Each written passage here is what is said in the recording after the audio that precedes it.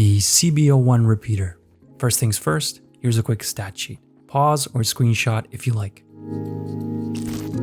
Loved by purists, feared by rookies, and quietly waiting for its next moment. I always feel the urge to grab this thing whenever it deletes me in a match, but when I finally pick it up, I struggle to recreate the same magic. Today we put the repeater under the microscope to see where it truly stands and define what really makes it such a conflicting challenge. Whether you're a newcomer or a veteran, join me in uncovering its secrets that'll help us take this weapon to the next level. Let's begin.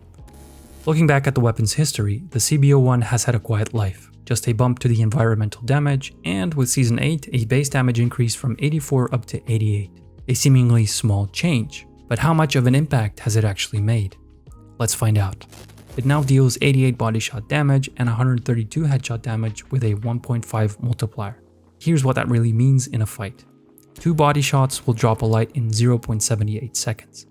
3 body shots take out a medium in 1.56 seconds. The recent damage buff hides its true potential behind eliminating heavies. Now 4 body shots remove a heavy in 2.34 seconds, down from 5 before the buff.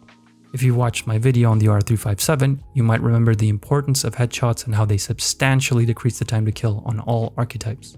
Testing out the same philosophy with the repeater might surprise you, as the reality is a bit different. The time to kill for lights, if all shots are headshots, has 0 impact. The time to kill stays exactly the same, as the first headshot with 132 damage still leaves the light with 18 HP, meaning you will still have to shoot them a second time. The second shot only has to land, so whether it's a headshot or a body shot, both are overkill. For true mastery, you could resort to weaving in a melee strike right after the first headshot lands to truly decrease the time to kill. Mediums tell a different tale. Land 2 consecutive headshots and you cut their time to kill in half, down to 0.78 seconds. Heavies hit 2 headshots in your first 3 shots and you trim their time to kill to 1.56 seconds. Miss that window and you're back to the slower 2.34 seconds. That is a tall order in a frantic shooter like the finals. So if you're starting out, it's smarter to aim center mass. Lights go down just as fast, and for mediums and heavies, the headshot payoff only comes if those first few shots are perfect. Once your accuracy climbs, then graduate aiming for the head for true mastery. Next up, ammo and reload rhythm. With a magazine size of 8, that amounts to a potential 704 total body shot damage if every shot connects. That's enough to delete 4 lights, 2 mediums and a light, or 2 heavies with 1 magazine. Knowing the full damage potential with this weapon is crucial, and mastering knowing when to reload fully and how many bullets you actually need in a fight is a good skill to have for optimal use. And here's a perk. Empty the mag and you get a speedy 5-round reload, so do not be shy about running it dry to take full advantage of a fast recovery. No pun intended. Moving on to range. Damage stays consistent out to 40 meters, then drops to about 61 at 45 meters and beyond. Headshots fall from 132 to around 91 at the same range. The rate of fire sits at 77 rounds per minute, giving you just enough breathing room to weave in movement between shots, which becomes a present necessity at close range engagements. Hipfire holds up to about 5 meters, but past that you'll want to aim down sights and focus on precision. At longer ranges, having the advantage of damage over range, with the addition of a smaller silhouette, make enough room for you to focus only on hitting your target without having to move too much. So what is the CB-01 repeater telling us?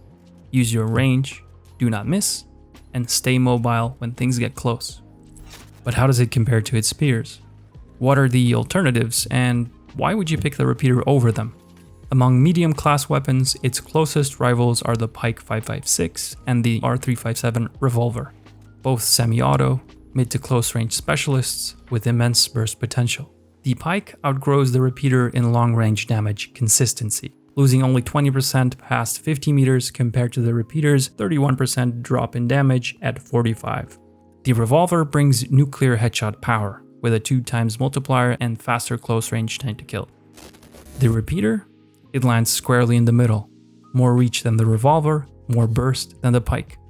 And in skilled hands, it can stretch into both their arenas, threatening the revolver's close-range dominance and the Pike's long-range comfort. In terms of stats, it beats both counterparts in time to kill on lights, Against all other archetypes, the pike and the revolver are much faster. Additionally, the repeater uniquely differentiates itself from the weapons with its individual round reload mechanic, giving you flexibility and potentially a faster reload speed than both weapons if used right. And the CB-01 holds the highest body shot damage per bullet, giving you the strongest burst potential when compared against the other two weapons. Going into mechanics, how do we play it when the fight's even? At range, use cover to peek in and out of between shots to make up for the slower cycle rate. In close quarters, lean on movement. Trade your downtime between shots for dodging, sliding, anything that keeps you alive long enough to land the next round. Another small but very important detail to note. During reload animations, your gun isn't perfectly centered while aiming down sights. When ADSing while reloading, aim slightly lower and right in a reverse L shape. That's where your bullets are actually going. To be even more accurate, use your reticle while aiming from the hip to realign your shot before snapping to your sights for accuracy. If you're in close range of an opponent but still too far for hipfire to be effective, utilize the quickscoping mechanic to tighten the spread of the weapon. This way you're not slowing down your momentum as much as you would when fully committed to aiming down sights. That's it for theory, let's hop into practice. And here we'll answer the most important question. How do we use the repeater? When starting out or warming up with this weapon, I learned to embrace a simple mindset, introducing our first core principle. Be playful. With the repeater's dominant power shining in the mid-range, it is easy to get comfortable always looking to keep your distance, or wait for the opportunity to engage where the gun shines most. At range, since anytime you try to wrestle your way into a close-range fight, you may feel like you're missing too much or get beamed too quickly to even get your shots off. Over time, that could result in developing a habit of staying in a certain position far too long. Say you're defending a position. Your team is fighting another while you support them at long range, hitting just enough shots to make a certain somebody weak enough. But they get away or move into cover or fall back to their teammates. Naturally, the position of power you're in is just too good to give up. So you stay, since logically that's where the repeater dominates. But in order to capitalize on your damage output, you have to commit. Perhaps one of your teammates is down, yet you are too far away to assist with a potential defib revival, or you could have healed them and kept them alive with the healing beam to begin with. All these scenarios account for you to capitalize on proximity, whether it's against your opponents or for your teammates. That's why you have to stay playful with the CB-01. Do not take it too seriously. Experiment and get comfortable where it hurts first. Practice your close range engagements, even if it ends up costing you getting eliminated. Eventually, you will persevere and that way mold the gun's weakness into power. Moving on to the next core principle, high ground. Since range is your strength, you want to see the opponent before they see you. The primary way to do so is to keep a mental reminder of how you're moving across the map from point to point. Prioritize rooftops over moving through low ground or inside of buildings. That way you always have a better overview of your surroundings, spotting enemies easier and farther than you naturally would from the confines of close spaces or narrow alleyways on the low ground. Moving through high ground gives you a better opportunity to engage and punish enemies before they can react. Another principle that is equally important and ties into the previously one exceptionally well is target priority. We've recently mentioned that surprisingly, between the weapons rivals, the CB-01 is deadliest against lights. Not only that, at range it is one of the most dominant weapons against that type in all aspects, having the biggest burst potential.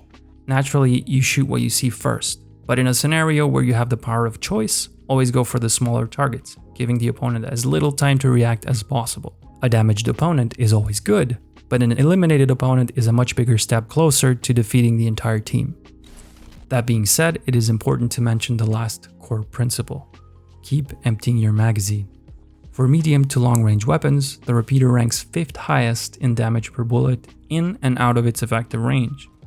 2 of the weapons above it are projectile based and all share slower firing rates than the CB-01.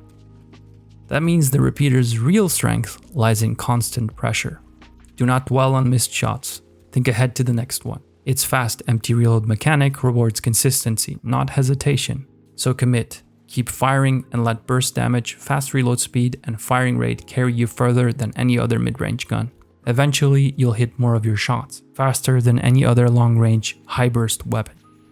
We went over necessary principles that make this weapon stand out. Let's move on to strategy. And here we ask ourselves when to bring the repeater with you. We will talk about the necessary composition strategies as well as gadget and specialization combinations that support this weapon best. Thinking back to the core of what constitutes this weapon, our specialization choices are simple and evenly based. Let's introduce the Playmaker, where the dematerializer is your specialization to go for, allowing you to reposition quickly, run away from danger more efficiently, and find angles better for you to maximize your damage potential. Here are some build options for you to consider to bolster this playstyle. Go for the jump pad and goo grenades as they synergize very well together, allowing you to provide improvised cover, move between spaces more efficiently, and on top, having a defibrillator is a nice backup to get your teammates back in the fight faster if needed. If you're opting for aggressive ordnance, such as explosive mines, glitch traps, or grenades of your choice, then the zipline is your better choice for movement. You could ultimately sacrifice the defibrillator in the last slot and replace it with a second grenade or a mine of your choice. This works best with team comps like medium-medium-heavy or light-medium-heavy, where your squad already packs close to mid-range burst and you're the ranged problem solver. On the other hand, an equal good choice is the healing beam specialization for a more of a poke and sustain playstyle. You're providing your team with a lasting long-range threat to your opponents, allowing you to potentially out-sustain the enemy in long-range fights, but also giving you the flexibility to be effective and useful for your teammates to shine in close-range engagements while you support them. To solidify this playstyle, I would choose the following builds. Either go for a jump pad and a zipline combination built in with a defibrillator at the end, or use one mobility gadget with a goo grenade and a defibrillator. Both builds provide you the ability to close distance when needed for yourself and your teammates, or give you some defensive capability to reposition or improvise cover when you're cornered in a tight spot, while also giving you a panic button in the form of a defibrillator if things get really tricky. The compositions that synergize well with this playstyle are definitely the standard light medium heavy, medium heavy, or a double heavy and a medium setup. Moving on to maps, the CB-01 repeater shines most in surroundings with a lot of open ground and verticality. Maps like Seoul, Kyoto, or Bernal are perfect playgrounds. On maps like Nozomi Citadel, Las Vegas, or Monaco, where long-range fights are easier to avoid, our repeater user needs to get more creative in terms of approach. Concluding our exploration of the CB-01, I can only thank you for watching this far. If you've enjoyed this video, I'd ask you to consider liking and subscribing to the channel. Feel free to leave any recommendation on what you would like me to cover next. You guys have given me some awesome and thoughtful feedback for the channel and the videos made so far, and I'll be making sure to keep that in mind when moving forward. And as always, happy poking with the CB-01. Yours truly, Raynar.